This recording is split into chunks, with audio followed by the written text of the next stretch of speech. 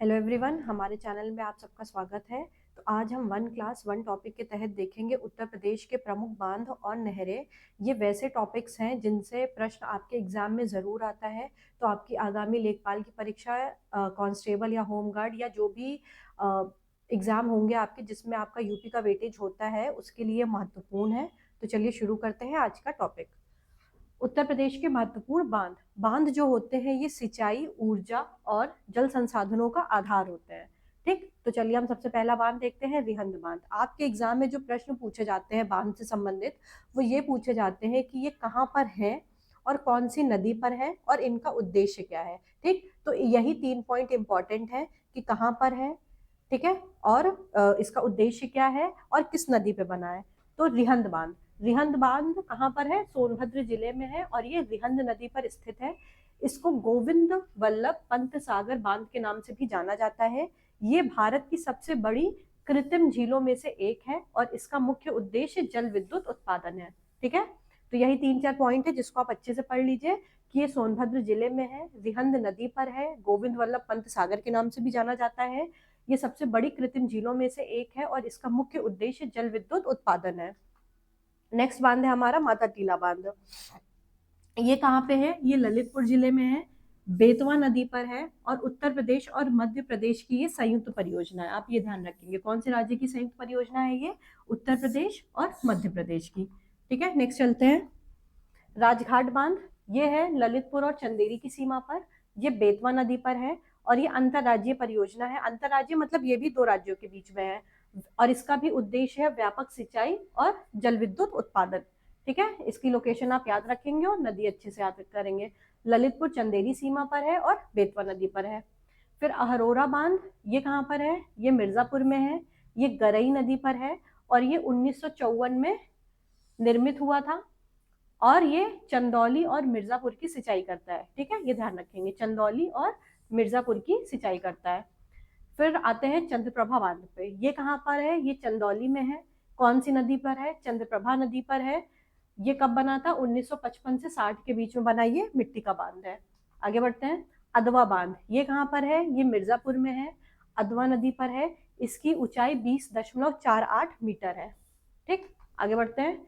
धंधरौल बांध, ये कहाँ पर है? ये सोनभद्र जिले में है, जो कि पड़ता है चुर्क रॉबर्ट्सगंज मार्ग पर। ये बांध पड़ता है चुर्क रॉबर्ट्सगंज मार्ग पर और ये घग्गर नदी पर बना हुआ है।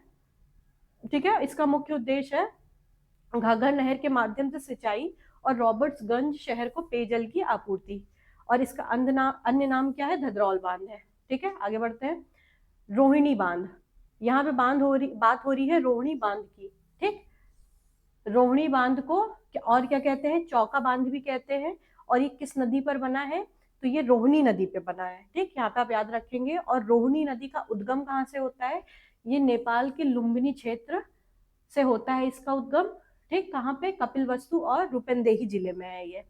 और इसके बाद चूरा और शिवालिक पहाड़ियों से ही निकलते हैं। इनका प्रवाह दक्षिण में भारत के उत्तर प्रदेश राज्य में होता है। ठीक है, निकलते ये नेपाल के लुम्बिनी क्षेत्र से है और बहते हुए ये भारत के उत्तर प्रदेश राज्य में आते हैं। या आप ध्यान रखेंगे कि ये रोहिणी बांध को चौका बांध भी कहते हैं और ये रोहिणी नदी पे बना हुआ है। शारदा सागर बांध, ये पीलीभीत जिले में स्थित है। ये शारदा नदी पे बनाया गया है। ये एशिया का सबसे बड़ा मिट्टी का बांध है। कितना लंबा है ये? 22 किलोमीटर लंबा है। अर्जुन बांध, ये अर्जुन नदी पे बनाया गया है। ये महोबा जिले में स्थित है। ठीक, और अर्जुन सहायक परियोजना से महोबा, बांदा और हमीरपुर जनपदों की 44,381 हेक्टेयर जमीन सिंचित होती है इससे। ठीक है, ये ध्यान रखेंगे आप। और औझर बांध, ये बांध औझर नदी पे बनाया गया है। यह गुरुत्वाकर्षण और चिनाई के प्रकारों का बना हुआ है। ये बांध कहाँ पर है? चित्रकूट जिले में स्थित है। आगे बढ़ते हैं। राजघाट बांध, इसकी आधारशिला स्वर्गीय श्रीमती इंदिरा गांधी द्वारा 1971 में रखी गई थी। उत्तर प्रदेश और मध्य प्रदेश राज्यों की सीमा पर अवस्थित ये बांध बेतवा नदी पर बनाया गया है और बांध द्वारा बनाया गया जल ग्रहण क्षेत्र करीब 17,000 वर्ग किलोमीटर है, जिसमें लगभग 70 गांव डूब गए हैं या डूब गए थे बनाते समय इसको। ठीक है, आप ये ध्यान रखिएगा। इसका जल ग्रहण क्षेत्र लगभग कितना है? 17,000 वर्ग किलोमीटर। कितना है? 17,000 वर्ग किलोमीटर। अब हम आ जाते हैं कुछ नहरों पे, जैसे ऊपरी गंगा नहर। इसकी स्थापना 1842 में हुई थी, इसका उद्घाटन 1854 में हुआ था। इसके निर्माता थे कर्नल पीटी काटली। इस नहर की कुल लंबाई है 6785 किलोमीटर।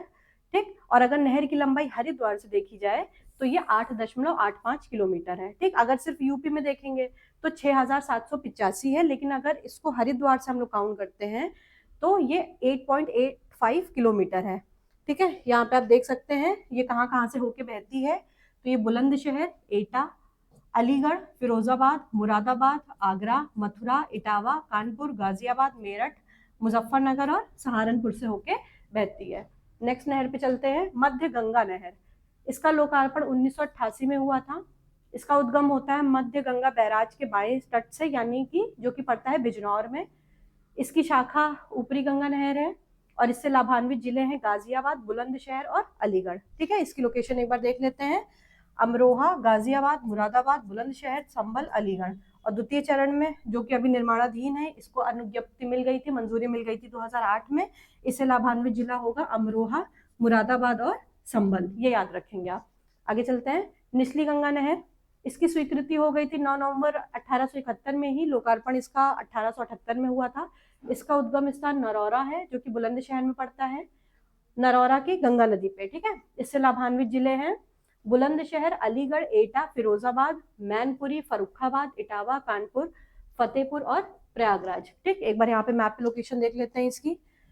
बुलंदशहर, फिरोजाबाद, अलीगढ़, एटा, मैनपुरी, फर्रुखाबाद, कानपुर, इटावा, फतेहपुर और प्रयागराज, ये याद रखेंगे आप। आगे बढ़ते हैं, रामगंगा नहर।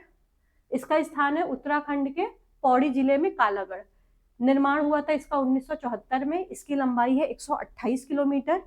कुल लागत इसको बनाने में आई थी 3.3 अरब रुपए। इससे लाभान्वित जिले हैं बिजनौर, अमरोहा, मुरादाबाद, रामपुर। ठीक, एक बार मैप में देख लीजिए, ये कालागढ़ उत्तराखंड से शुरू होते हुए ये बिजनौर, यूपी में बिजनौर, अमरोहा, मुरादाबाद और रामपुर तक है ये नहर। आगे बढ़ते हैं, आगरा नहर, ये अंतर्राज्यीय है। इसकी स्वीकृति 1874 में हो गई थी और निर्माण काल इसका है 1878। ठीक, और इसका अंतर्राज्यीय है, यानी कि कौन कौन से राज्य इसमें सम्मिलित हैं, तो इसमें उत्तर प्रदेश, राजस्थान और हरियाणा सम्मिलित हैं। उत्तर प्रदेश के मथुरा, आगरा और फिरोजाबाद शहर को ये कवर करता है, और राजस्थान का भरतपुर और धौलपुर को कवर करता है, और हरियाणा का पलवल करता है। ठीक, और आगरा नहर ओखला से यमुना नदी पर बैराज बनाकर निर्मित की गई है, आप ये ध्यान रखेंगे। ठीक, एक बार इसकी लोकेशन देख लीजिए आप। ये दिल्ली, यहाँ पे पलवल हरियाणा में, फिर मथुरा, आगरा, फिरोजाबाद, भरतपुर, धौलपुर। ठीक, ये आप ध्यान रखेंगे लोकेशन इसकी।